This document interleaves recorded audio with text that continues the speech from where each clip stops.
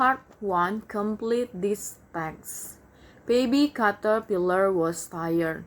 All summer long she had been traveling slowly to the green world where she lived, and feeding on the green leaves that grew near her home. Now autumn had come and Mother Nature had given a holiday to the leaves, who put on their new dresses of red and gold and played tag with the braces. Baby Caterpillar wanted to play too, but could not run so fast as the happy little leaves, and she grew very tired and thought she would take a nap, so she found a cozy place among the branches of a great pine and made herself a soft silky blanket.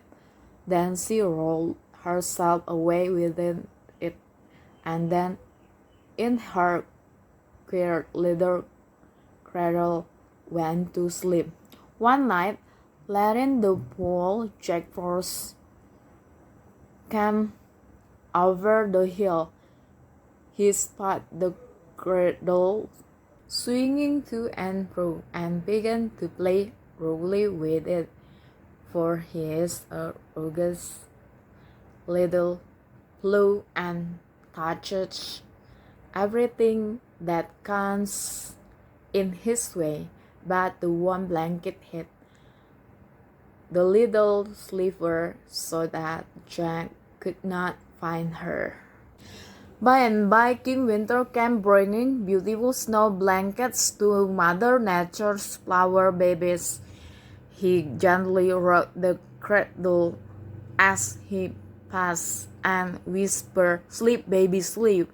You have not need of my blankets." At last spring came with the sunbeams, the best in merries of Mother Nature's helpers. They were the flowers from their long winter nap and called to the birds and the brooks to begin their songs. When they came to the little brown cradle, they stopped to rest, and baby Caterpillar began to get very warm under the thick blanket.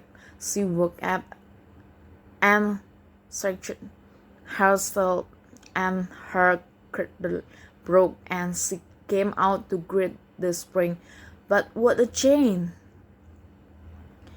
Instead of the old dingy dress that she went to sleep in, she now had a beautiful yellow one, and instead of crawling among the leaves, she flew up and away into the sweet spring air to play with the sunbeams and flowers, and the little children called her a butterfly.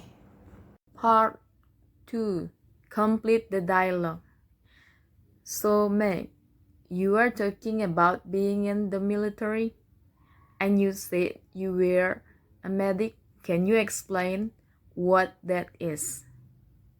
Yeah, so a medic, which now I believe is called healthcare specialist, is, I always say, it's kind of similar to being like a paramedic, where it's not a full nurse job. I think nurse have more training like in civilian side nurse, but similar to paramedic, where you have certain like minor procedures that you're trained to do, and high level things that just an EMT like doing IPs and giving shit and stitches and things like that.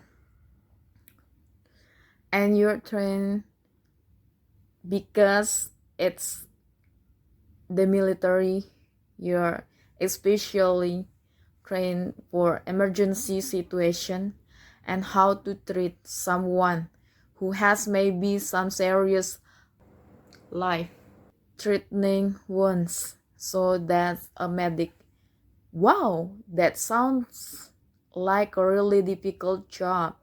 I mean, it's not your typical just soldier job. You must have had a lot of schooling and education. I had, well, everyone goes to the initial about 2.5 months, like basic training, and that's more kind of basic combat skills and physical training, that kind of thing. And then I had 4 months past that to train to be a medic. So we went to like emergency medical technician course just like civilian side. I get certified with that. And then we had additional training for the military skills like IPs and emergency procedures, that kind of thing. Right? Can you explain what IPs? IPs and intravenous, like getting fluids into your body. So if you've been injured and you lost a lot of blood, or maybe you're dehydrated and you need some fluid in your body quickly, then we stick a needle into your vein and then the pills going in and the needle comes back out, but a little tip stays in, and then you can get bleeds quickly that way.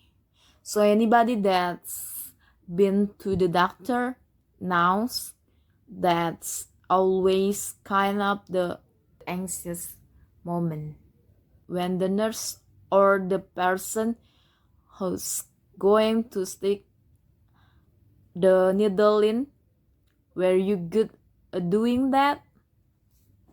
So once I learned how to do it, I think I was pretty good. And I actually enjoyed doing it. Not in a creepy way, but it was, I guess, because I was decent at it, that it was a part of my job that I enjoyed. But for myself, before we went through that training, I actually became dehydrated and I needed to get an IP myself. And I was terrified because I really hadn't had that before in my life. And so the nurse was going to come, put the needle in my arm, and I was like, no, isn't there another? I'll just drink a little water. And she was saying, aren't you going to be a medic?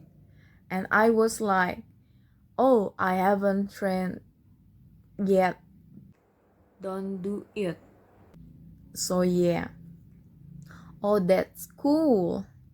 Yeah, I was recently in the hospital and they had me straight up for both blood and for the weather, the intravenous stroke. And it's annoying because you can't really move.